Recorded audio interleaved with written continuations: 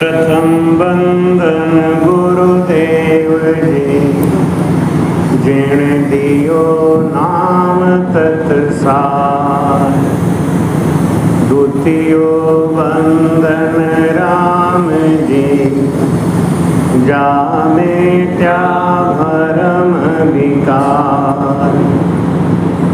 तृतीय वंदन सब संत जन, अनंत को जनसार। जाके पदरज परसता, हंस उतर जय पार। भक्ति भक्त भगवंत गुरु, चतुर नाम बपुए। जिनके पद बंदन किया,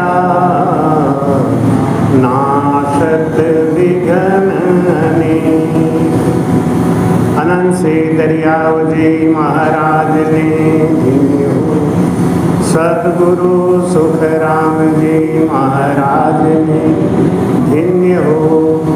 सद्गुरु युक्ति राम जी महाराज ने, सद्गुरु स्वामी श्री कुशालदास जी महाराज ने, संत श्री निकाराम जी महाराज ने, परम दयाल सद्गुरु स्वामी जी श्री माधवदास जी महाराज, संत श्री ज्ञानेश्वरी बाई जी महाराज ने। गुरुदेव आपकी दीन दीन, महाराज आप दिन दिन हो। गुरुदेव आपकी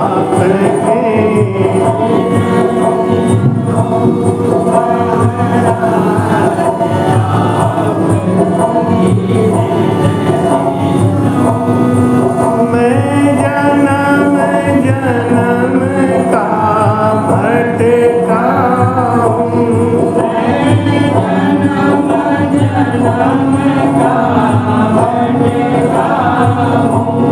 मुझे अपनी शरण में रहने दो। मुझे अपनी शरण दो। गुरुदेव आपकी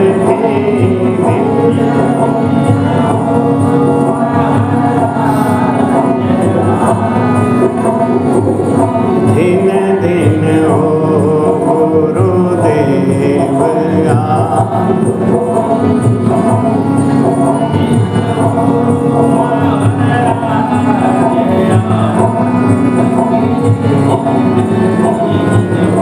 गुरु सा दाता कोई नहीं, तीन लोक के मान।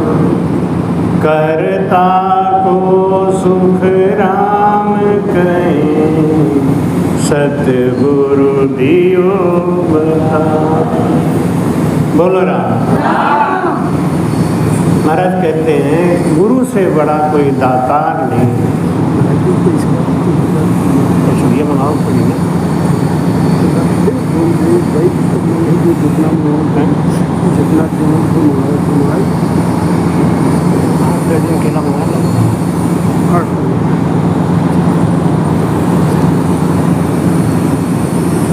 महाराज कहते हैं कि इस संसार में गुरु से बड़ा कोई दातार नहीं है, देने वाला नहीं। गुरु सा दाता कोई नहीं।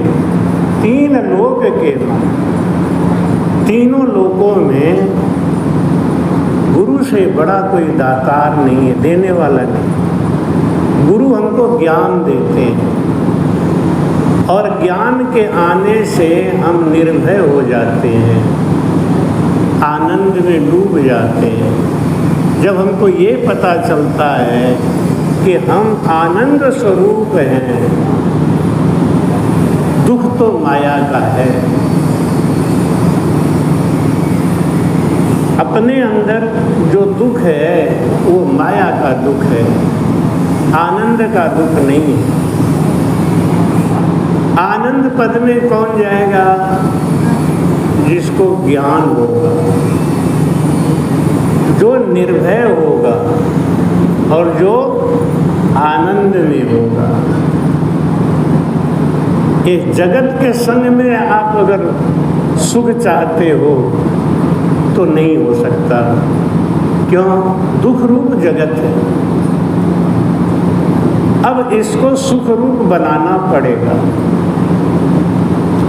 अगर आप चाहो कि आपके बुद्धि के अनुसार दुनिया चले तो ये नहीं हो। अब आपको क्या करना पड़ेगा? दुनिया को आनंद स्वरूप बनाना पड़ेगा। उसके लिए क्या करना है? महाराज कहते हैं, राम भजे गुरु शब्द ले, तो पलटे मन दे।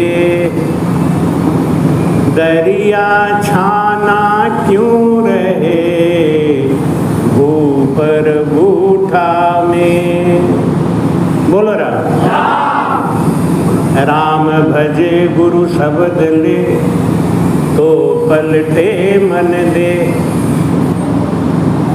हमारा मन पलट जाएगा, हमारी बुद्धि पलट जाएगी। दुख रूपी बुद्धि सुख रूप हो गई। हम दुखी क्यों हैं? हम दुखी हैं लोभ, लालच, तृष्णा, इनके कारणों से हम दुखी हैं। कोई आपको दुख भी दे रहा है तो क्यों दे रहा है? जैसे प्रहलाद को लोग पत्थर मार रहे थे तो प्रहलाद ने हंस के परमात्मा से कहा, प्रभु इनको माफ कर दो क्योंकि ये अज्ञानी है। ये तो सत्य है कि आप सर्वव्यापक हो, सर्वशक्तिमान हो, लेकिन इसका भान इनको नहीं है। इसलिए ये हमको भी दुख दे रहे हैं, खुद भी दुखी है। जगत के संग में दुख क्यों है? क्योंकि वो तो दुखी है ही है, और दुखी रहेगा तो आपको दुख ही देगा। तुम्हारी कहते हैं, राम भजे गुरु शब्द ले, तो पलटे मन दे। दरिया छाना क्यों रहे, ऊपर बूठा में।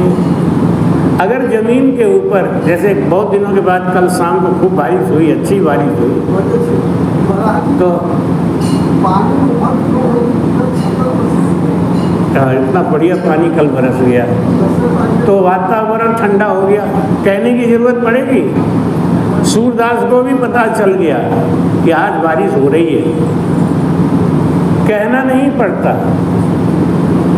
ऐसे ही जिसको सद्गुरु मिले हैं, जो भजन से एक निष्ठ होके लगा हुआ है, उसका मन बदल जाएगा, उसका विचार बदल जाएगा। महाराज कहते हैं, दरिया सुमरे राम को, कर्म भरम सब खोए। राम भजन करते करते हमारे कर्मों का नाश हो जाता है, भ्रम का नाश हो जाता है। भ्रम क्या है? भ्रम क्या है? संसार में कहते हैं ना कि भरम भरम भरम। भरम क्या है?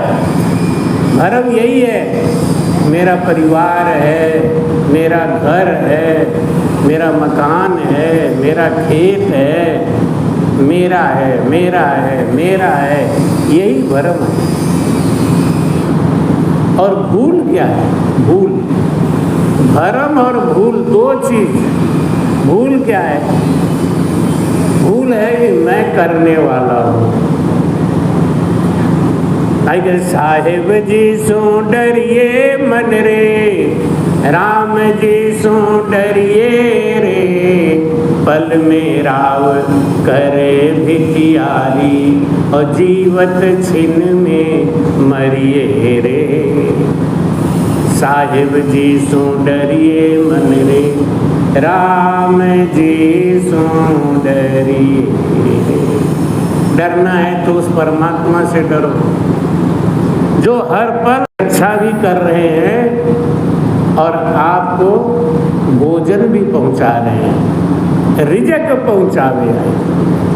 दरिया सुमरे राम को करम भरम सब खोए। कर्म भी खत्म हो जाएगा, भरम भी खत्म हो जाएगा। जैसे सूरज के निकलने से अंधेरा भी खत्म हो जाएगा और ठंड भी खत्म हो जाएगी। एक सूरज के निकलने से अंधेरा भी खत्म और ठंड भी खत्म। ऐसे ही राम नाम की भक्ति से चारों तरफ हमारा विकास होगा, अज्ञान दूर होगा, सुख शांति आएगी। सुख का सागर राम है, दुख का भंजनहार। राम चरण तजिए नहीं, भजिए बारंबार। बोलो राम नाम सुख का सागर क्यों है? क्योंकि ये दुखों का अंत कर देता है। अब दुखों का अंत कैसे कर देता है? ज्ञान आ जाता है, हमारा भरम दूर हो गया कि ना मैं किसी का हूँ ना मेरा कुछ है। हम भी समय पास कर रहे हैं परिवार के संग। परिवार में हम रहते हैं, परिवार हमारा नहीं है, बस आनंद लो। ये भरम का नाश राम भजन करता है, हमारा मन उदास हो जाता है। तन खीना मन रहे उन्मना, बोले बचन सो प्यारा। कह सुख राम जके जन जुग में, उतर गया भव पारा। पूरा गुरु सिर पर तपे, बिघन न व्यापे कोई। आई कहते हैं कि दरिया सुमरे राम को, भरम करम सब खोए। पूरा गुरु सिर पर तपे और बिघन न व्यापे कोई, कोई बिघन नहीं आता। क्यों? जा पर कृपा राम की होई, ता पर कृपा करे सब कोई। हम तभी तक दुखी हैं जब तक हम ये समझते हैं कि हम करने वाले हैं, हम नहीं करेंगे तो होगा ही नहीं। ये विचार, ये भाव हमको दुख देता है और दुखी रहेंगे। जब हम अपने आप को एक कर्मठ सिपाही मान लें कि हम तो भाई एक सिपाही हैं, हमें अपनी ड्यूटी करनी है, बस पत्नी के रोल में, बहू के रोल में, सास के रोल में हमको अपनी ड्यूटी करनी है, कर रहे हैं, बस कर। भक्ति करनी है, पूरा गुरु सिर पर तपे, बिघन न व्यापे कोई। पूरा गुरु मिलिया साची सूझ पाई, रटो राम नाम आछी बिरिया आई। पाई नर देही भरत खंड आयो, बंछे इंद्र ब्रह्मा ऐसो तन पायो। पूरा गुरु मिलिया साची सूझ पाई। गुरु पक्का मिल जाए, पूरा मिल जाए तो हमें सच्चा रास्ता बता देता है, हमारा भरम कर्म खो देता है, हमको एक सत्य से जोड़ देता है।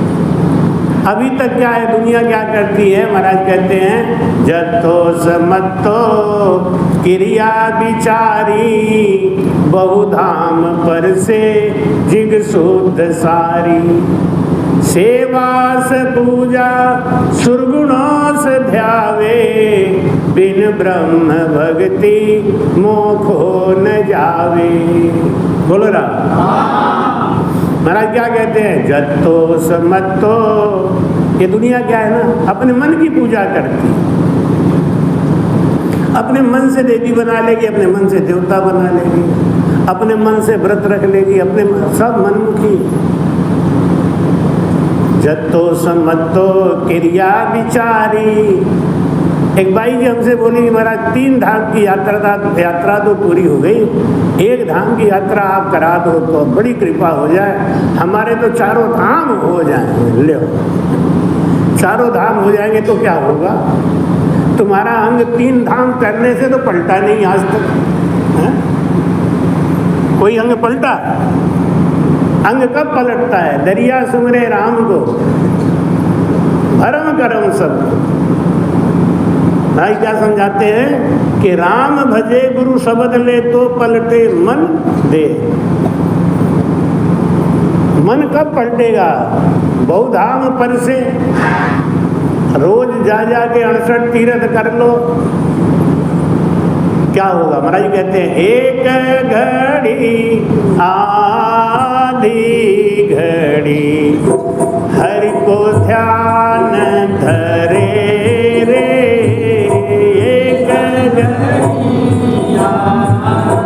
एक घड़ी हरि को ध्यान धरे रे, वासर भर जिग जोग जप को नाई करे,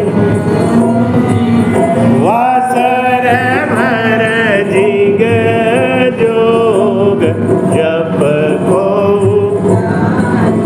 करे रे, एक घड़ी आधी घड़ी हरि को ध्यान धरे, एक घड़ी आधी घड़ी 68 तीर्थ नहाई के नित न्यात जिमावे, 68 तीर्थ नहाई के नित न्यात जी,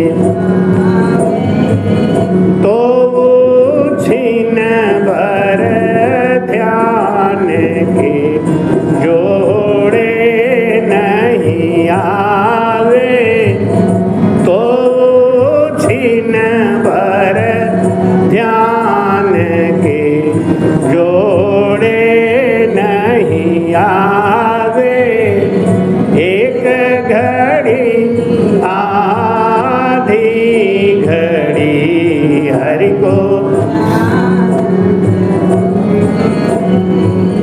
वासर भर जिग जोग जप को नाई करे, वासर भर जिग जोग जप को करे रे, एक घड़ी आधी घड़ी